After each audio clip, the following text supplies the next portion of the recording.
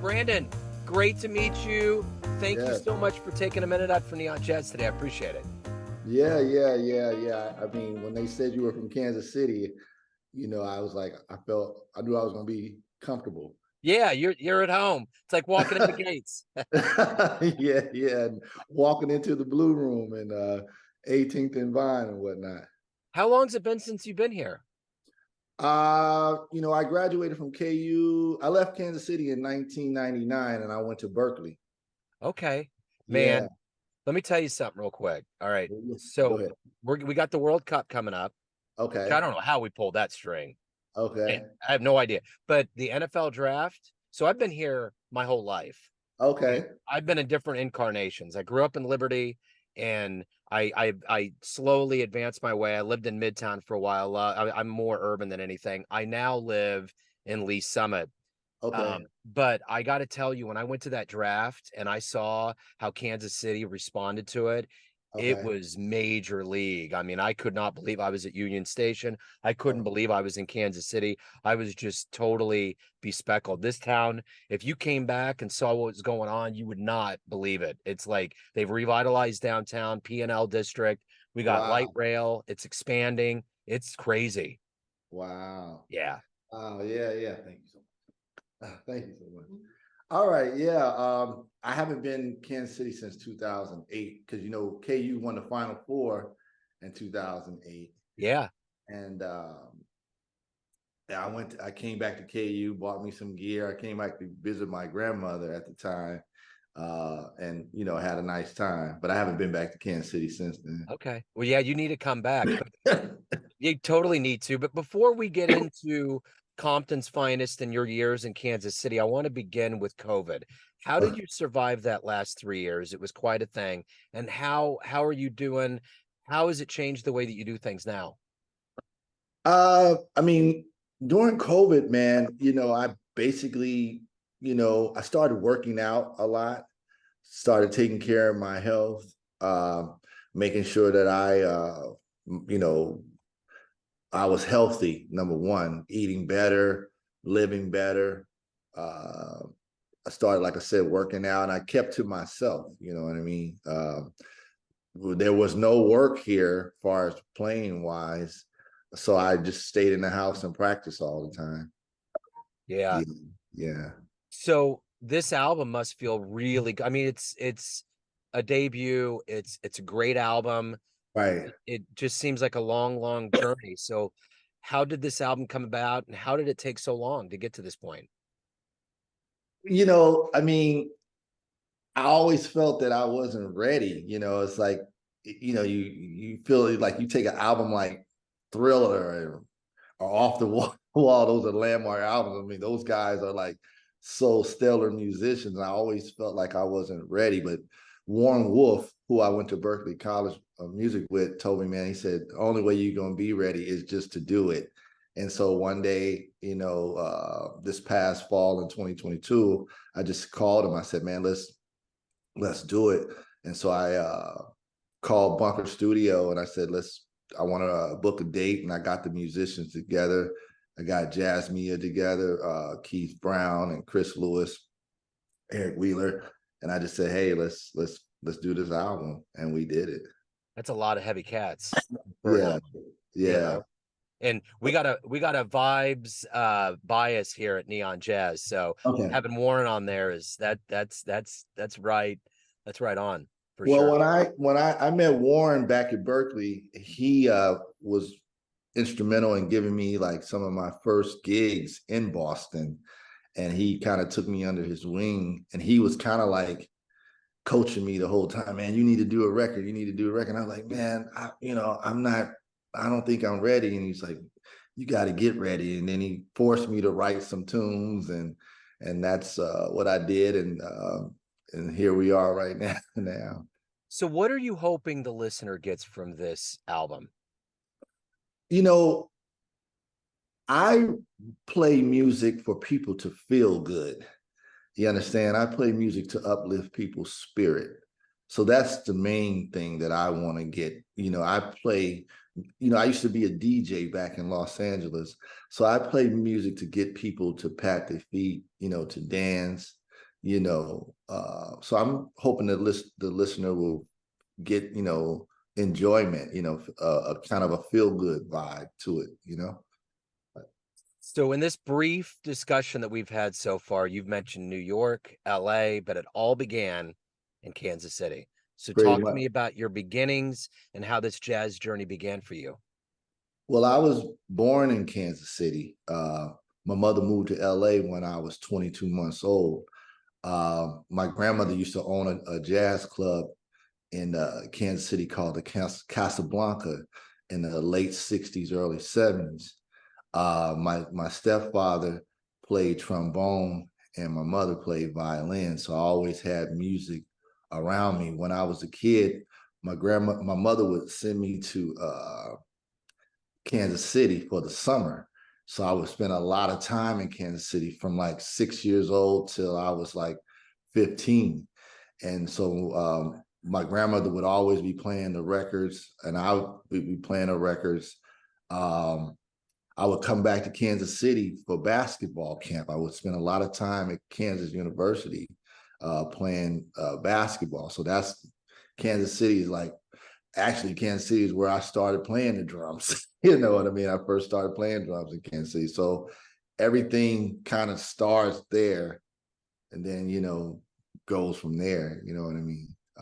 So Kansas City is, part of my blood. My grandmother used to tell me stories of people like Grant Green and Lou Donaldson and Stanley Turntine playing at her club in the late 60s.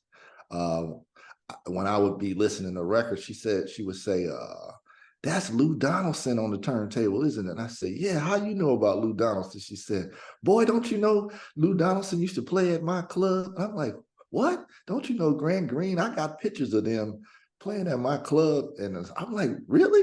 So yeah, she was a very hip lady, but she was into the music very much so. Yeah. Yeah, I interviewed Lou years ago and he had a lot of good memories about, coming to Kansas City and he had a very deep history here for sure. Right, right. So speaking of kind of these legendary cats and live shows, what was the first live show that blew you away? First live jazz show where you're like, man, I got to do that one day. Actually, the first live jazz show is I saw Clark Terry Wow. at the Folly Theater in Wow. Kansas City. And I was just blown away by his mastery of his instrument. And I was like, man, I want to do that one day. I want to be perform. I love to entertain. I since I was a kid. I used to when I was come to Kansas City. My grandmother bought me a guitar, and I would try to imitate Chuck Berry. And Muddy Waters on the guitar. So I always wanted to entertain. You know what I mean? But my first live show was at the Folly Theater. Wow. Yeah, There. man, Clark Terry has put so much good out into the world. It's astounding, Right, right, as a right. teacher, as, a performer overall. So how did all this begin for you? When did you have your first gig? When did you think Berkeley was in your future? And when did you say, I'm jumping right into the cauldron of all of it in New York? How did that happen? Well, it's funny. I started playing the drums at 25. I was part of Kansas basketball. They had a walk-on program. So my younger life, I played nothing but sports. I was trying to play D1, go to the NBA. That was my first dream. But I always had music there, you know what I mean? Because that was just something that I did on the side. But when my eligibility with basketball finished, I the drums were at a church in Lawrence. And I went up to the drums after service and I was like, man, let me figure out how to play this. And I started fooling around and then I just started practicing every day. And then within 2 years, I was a social worker in Kansas City. I used to work for the Boys and Girls Club on Truce in Okay. Kansas City. Yeah. And I got laid off. And I said, man, I'm gonna take this time to develop being a better musician. And I applied to go to Berkeley. And then the next thing you know, I moved to Boston. And from there, I met Warren Wolf. I met Kendrick Scott. I don't know if you know those names. Oh yeah. Walter Smith. My first time seeing Kendrick Scott play, I called my grandmother and I said, listen, I think I'm gonna move back to Kansas City. These guys are too Another good. level. Yeah, another level. But it encouraged me to practice. Yeah. So I stayed in Boston. And then after I finished Boston, I moved to New York and I, kept practicing. I was working at a high school as a social worker, and I just kept practicing. And then I got a few gigs here and there, local gigs. And I've always been the kind of guy that if you want to be the best, you got to put yourself where the best are, and you got to call them. That's how I winded up KU. KU at the time had the #1 basketball team in the '90s, and I said, listen, I'm gonna try to go to Kansas and walk on their program.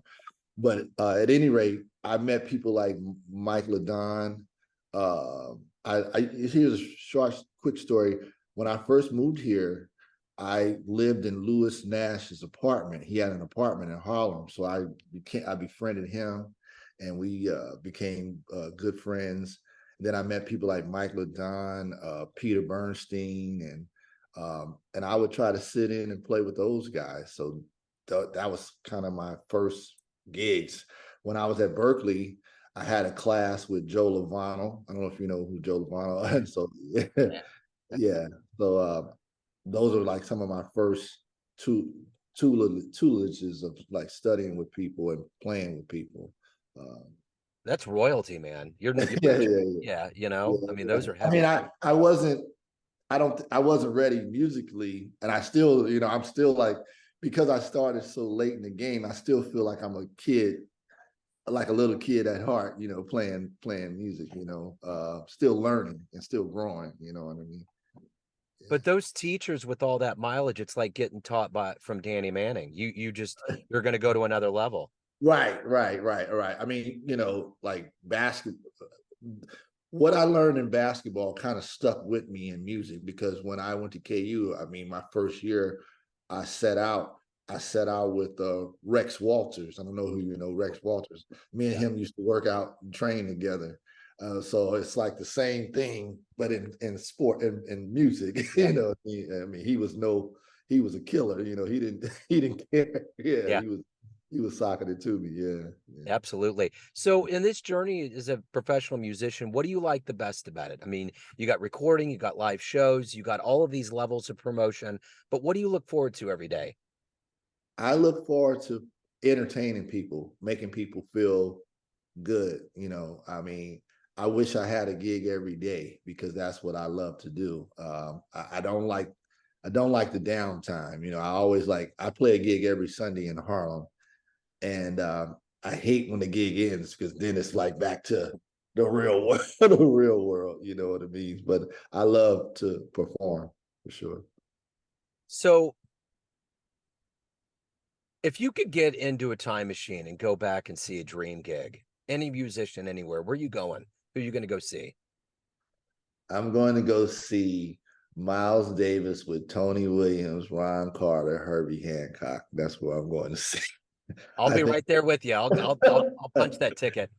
I just think, I mean, there are bands before that, of course. I mean, but that I just think that band just kind of like revolutionized music. I mean, all those and Wayne Short. I left out Wayne Short. I'm sorry, but I just think every individual in that band just kind of took jazz to a whole nother level. Each individual in that band, Ron Carter, Wayne Shorter, Herbie Hancock, Miles Davis, they just took the music and stretched it where it could not go. Where it's just like beyond, Yeah, for that, sure. that that's like one of my favorite bands. I mean, being from Kansas City, I'm not gonna lie, I love the blues. I mean, I'm a big Red Garland fan. So I like the Yeah. first one. Yeah, I'm a fascinated by the blues. You know what I Yeah. mean? Yeah. That was I mean, that's the thing about the Kansas City sound. It just had that blues Right, right, all right, over it, you know. right, right, right, right. So when I wrote Compton's Finest, I'm thinking of Kansas City with the blues, Yeah. No, I wrote Compton's Finest because I grew up in an area in Compton that was rough, and I used to have to walk a long way to go to school, to a junior high school. And if you know LA is broken down into like gang sets, and it would be rough. So I would have the blues trying to go to school. So that's Yeah. like Compton's Finest. This is the blues right here. I'm like, I'm not feeling good going to school, walking through all this rough territory. You know what I Yeah. mean? So that was Yeah. my whole like vibe of writing Compton's Finest. Yeah. So did you go to BB's Lawnside when you were in Kansas City? No, no. Only place that I went to when I went to the Blue Room a lot, and Yeah. I was always on the schedule of the Folly Theater. I Okay. don't know if you've been in Kansas City all your life, then you have to be familiar with this name. His name was Richard Wright, Dick Wright. He owned Yeah. the Yeah, that was my man. He taught me everything I knew about jazz. Okay. Okay. Yeah, I was like his little his one of his sons. You know what I mean? He taught me so much about the music. I don't know if you ever had the chance to be up at KU and go through his record collection. I mean, it was just so extensive. I Wow. learned so much about the history of jazz through Richard Dick Wow. Wright. I mean, he bro, I would hang. I loved the music so much. He had a record collection that was so expansive and so deep. I would sleep at his office before he would get there. I would be like, Yeah.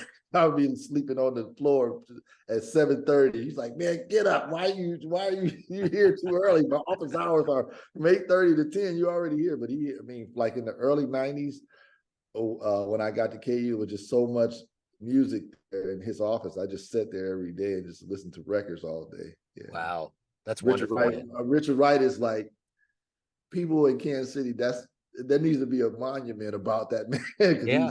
he has he was his family, and they were real good to me too, man. Yeah. He had me over for dinner and all that kind of stuff. Right on, man. Yeah. So at the end of the day, why do you love jazz?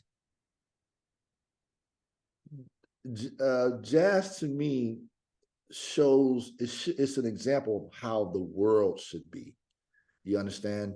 You have every instrument in the band working together to create a beautiful sound.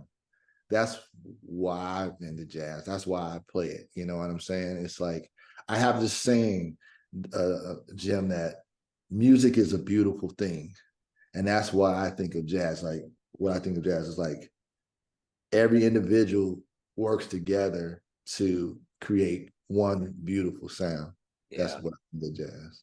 Yeah. So let's get to you as the person. Everyone has a perception of you, family, friends, fans, but you lead the charge. What's your perception of you? Who do you think you are? I'm a man with a big heart. I'm a man that loves to help people. Um, I'm funny. Um, yeah, I'm a typical LA guy. I'm a laid back, West Coast dude that just wants to spread positivity, through music and through helping people. Yeah, Right on. yeah. So, Brandon, if anyone wants to get the new album, see live shows, anything about your world, where can they go? They can go to brandonsandersmusic.com. The album is on all streaming platforms. It's on Amazon, Barnes and Noble. The album is streaming pretty well on Spotify right now. I have over about 40,000 monthly listeners, and the record's only been out a week. So I'm pretty, I'm pretty excited right about now. Yeah. I will be playing. If you're in the New York area, I'll be at Emmanuel Baptist Church doing a jazz vespers uh, with Jasmine Horn, Chris Lewis, Jonathan Cotton, and Ethan Mann.